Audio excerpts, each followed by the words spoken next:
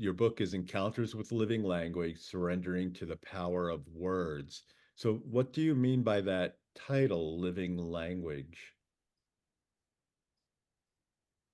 Oh, Michael, I could go in 5 directions here. Oh, What do I mean by that? Let me answer this first. Living language. Living language means many things to me. And for our audience out there, we've all experienced living language. Whenever you read a really good line and the hair goes up on your neck,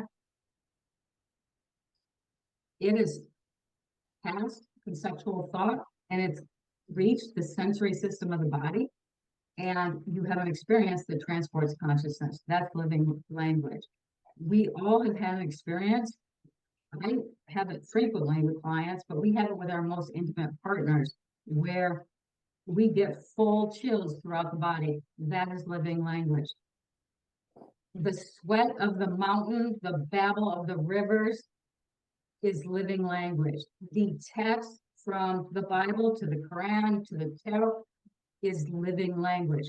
It transports consciousness and it bypasses the rational mind and it moves the sensory system in a way that it transports the consciousness and we can have a direct perception that doesn't come from the rational mind.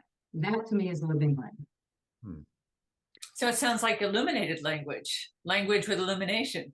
Yeah, yeah. You bring it together. Or language that is embodied. And when fully embodied, you have direct perception. And that is, what do we say? Do we say that's revolutionary or do we say it's evolutionary?